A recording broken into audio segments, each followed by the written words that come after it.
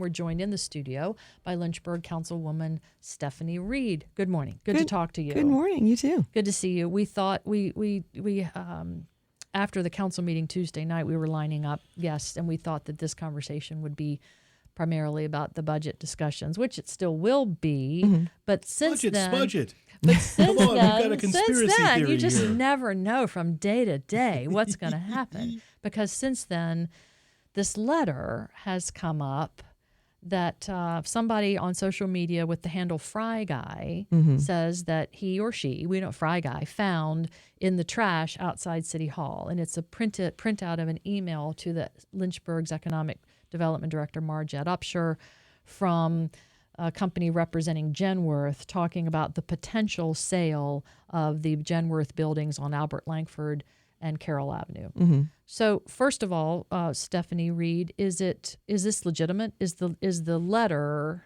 legitimate? I mean, I've not seen the letter, so Okay. I don't know.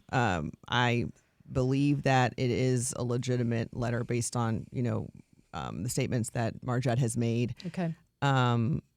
So that's all I can speak to as far as the letter. But by viewing the letter, all it is the terms that Genworth, it looks like, is setting if it were to sell its building. There's no contract. There's no signature block. There's no terms that of agreement from the city. It just looks like what Genworth is saying it would want, it's the terms to be if it were to sell. Right. It's a term. It does say on behalf of our client, Genworth, we submit this term sheet. Right. And as we understand it, economic developers in all localities receive these kinds of term sheets. This kind of stuff goes back and forth on the potential sale or development of property all the time. Sure. And Margette Upshur does this all the time, when she's looking for potential properties for anything. That's her job.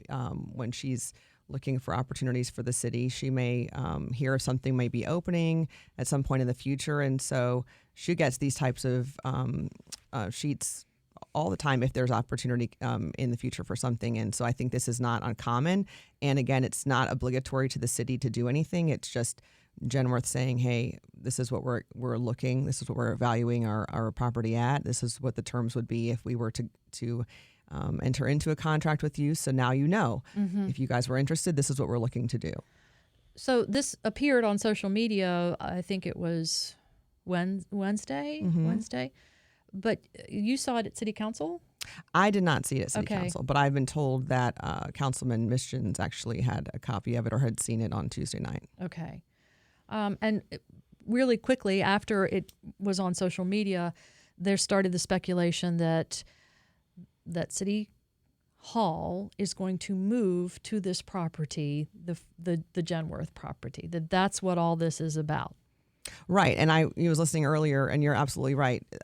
Council as a whole have been briefed on something like this. Normally, when there's some type of plan in the future, especially when it involves Margette, we're briefed on things that we're going to enter into. We would have to vote on this. We would have to all say, hey, we're interested in moving forward in something like this, and it would not be something that the city could just move forward with without all of us knowing about. So whether it's been discussed in mayor, vice mayor as a potential interest, or that can happen in conversations, but all of council would have to know about something like this moving forward, especially something where you'd be moving the entire city hall or anything else for that matter. So, but you have the Vice Mayor Kurt Deemer saying his primary concern is the impact this move would have on downtown businesses. He says it's worth considering whether this proposal could explain why the city manager's recent budget included the largest tax increase on Lynchburg citizens in our history. And he's talking about that they have the discussions about relocating downtown city government facilities have been ongoing in the mayor and vice mayor meetings he attends. But he hasn't shared any of that with council. No, and I think, earlier you made an excellent point. The timing of this is very interesting to me. So Tuesday night, there was a lot of frustration between Councilman Mischens and Mr. Deemer about the rate not being set and pushback, and then there was accusations about not being able to trust the staff. And deflecting and kind of some crazy things that were said. And then the next day, all of a sudden, this letter comes out, and now I think it's just a distraction. And now Mr. Deemer is concerned about the downtown businesses, even though he was being extremely rude to a business owner. And Mr. Mischens has been in the news recently for his treatment of business owners. And now this story is in the news, and they're getting all the attention in the world on trying to again place mistrust in the city staff and government for just a letter, and that hasn't really, there's not any real teeth or legs to this at this point, and of course accusing the city of misusing funds for a conversation. I think that's just again, it's just pot stirring. And it's unnecessary. We're trying to get the budget passed right now, and I think it's just an easy way to try to add some more fuel to the fire. And again, adding his statement about the budget and the tax increase or whatever.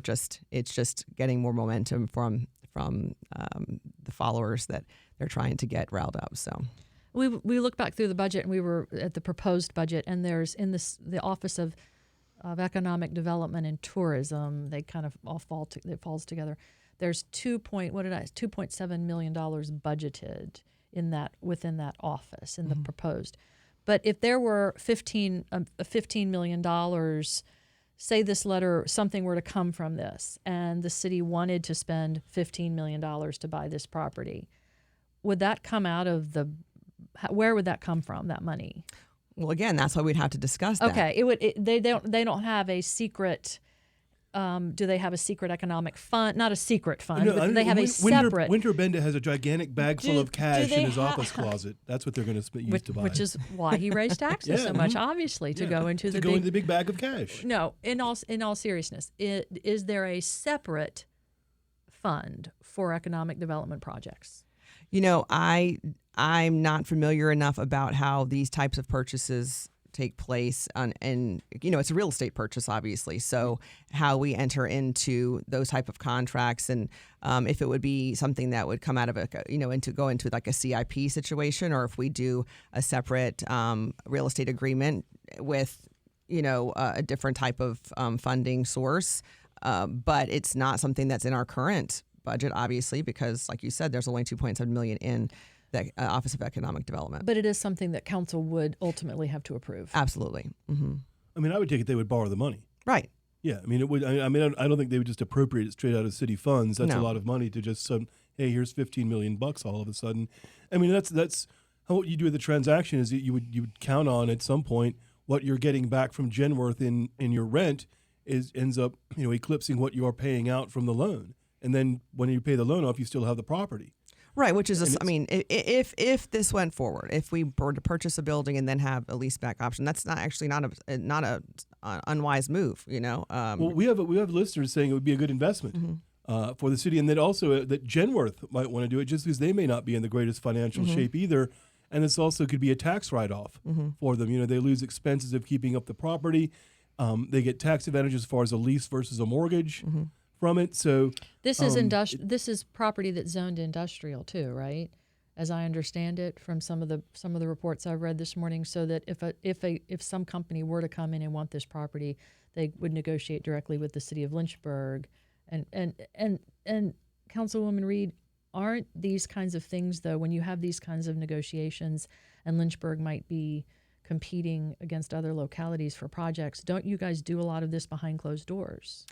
We do, and the thing is that and normally, if there's something that's going on where a business is competing with to come into our city or with other counties, Margette is usually dealing with that, and Megan Lucas from the LRBA, and then we get briefed in closed session if there's actually a competitive thing going on with like a business actually that's wanting to come in, and we'll get briefed, and then hopefully if we get the contract, then it becomes public once it's allowed to.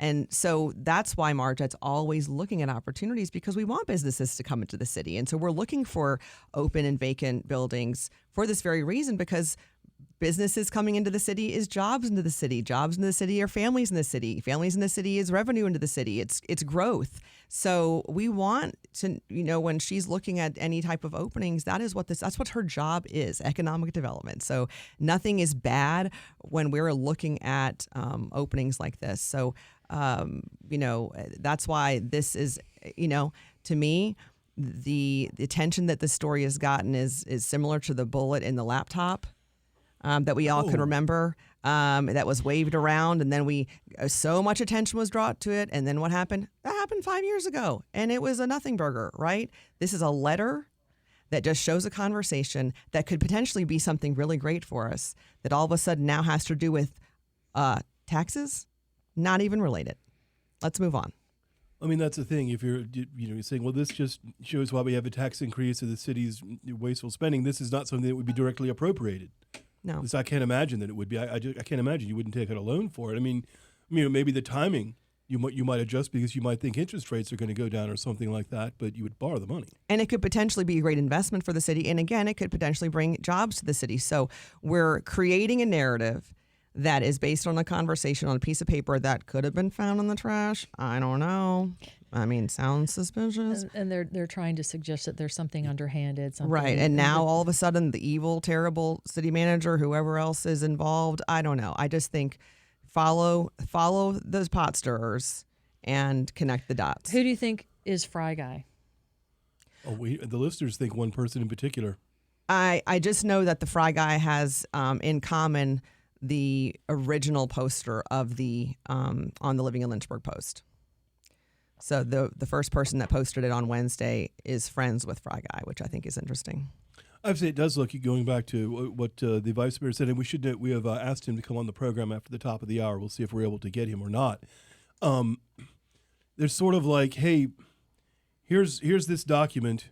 We're going to assume what it means and what it portends, and it therefore, and our assumption is going to be bad, and it's going to reinforce our point about the budget.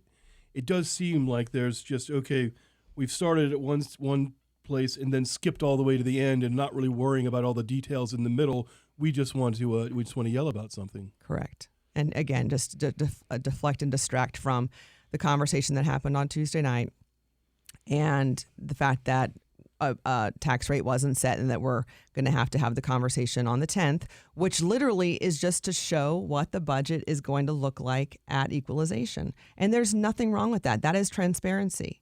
That is showing the city, okay, you've asked for equalization, and now we're going to show you what that budget looks like. You've seen 89 cents and what the city manager has proposed is included in that budget. And now you have the right to see what the budget will look like at equalization. So everybody is on the same page of seeing here's what's going to be changed in the proposed budget if we go to equalization. And I think that is very important for the citizens to see so that we can then go, okay, here's the two. Let's now have the discussion before we set the rate and everybody understand what they both look like. And for some reason, some of my colleagues did not want that to happen and started making ridiculous, points on why we shouldn't do that. And again, trying to place distrust in our city staff. And what people have to understand, our city staff are your neighbors and friends. I know that they try to make everybody believe that our city staff and workers are corrupt like Washingtonians. They are our neighbors. They are our community members. A lot of them go to church with us. They went, a lot of them went to Liberty. They are conservatives and Republicans. They don't disclose that, but I happen to know it for a fact that a lot of them vote like us. And they are not working against us because they'd be working against themselves and working against our own community. So they're not sitting up there trying to be corrupt because it would be working against themselves. So I just think the fact that this narrative is that they're all in there trying to hurt the own city that they work for and their own families is just ludicrous if you think it through. We're speaking with Councilwoman Stephanie Reed. Before we take a break, your colleague Sterling Wilder, the one Democrat on council, was with us yesterday, and he suggested, and he said this at the meeting Tuesday night as well, that when council lowered the rate to 89 cents from $1.11 a couple of years ago as the first Republican majority on council in 20 years, that went too low in the first place. but he's now he suggested a compromise rate of 83 cents, down from 89, but not going to equalization at 76. 83 cents. Is that something you support? I think we still have to see. I haven't seen the equalized budget yet, and that's what we've been asking. That's why we want to see it. I think we need to see where it goes and what effect that has overall on the operation of the city. Because, like I've said, we need to deliver on the schools. There are certain things I'd be very concerned that would come out, and I want to see what that looks like before I make a decision on anything. Let's take a break. We'll be back with Councilwoman Stephanie Reed right after this. 7:56 on the Morning Line, 846-8255. So Tuesday night, we continue speaking with Lynchburg Councilwoman Stephanie Reed. After the top of the hour, Vice Mayor Kurt Deemer will join us. But Tuesday night, Council voted down the proposed lodging tax increase. A lot of business owners showed up. It was very unpopular. That idea that would have made up the income if you equalize the tax rate. So where it stands now is you guys are waiting. I was looking back over the timeline, and Council was supposed to have adopted a budget earlier this week, according to the timeline. Right. And here we are. We haven't. You guys haven't even had the first reading of a budget yet. So it's kind of behind the eight ball. But are there non-negotiables in this budget that the city manager is preparing with the 76-cent tax rate? Your colleague Chris Feraldi laid out his non-negotiables as far as funding for schools and city employees' raises. Do you have non-negotiables? I mean, I think there's things that we've fought for that we don't want to see taken out. We fought for the increases for the first responders in our original budget that we all came onto council for to address compression pay and the step increases, and that's been significant as a recruiting tool and a retaining tool that we would not want to see at risk. We've continued to talk about supporting the schools that we haven't been able to deliver on and making sure that their needs are met.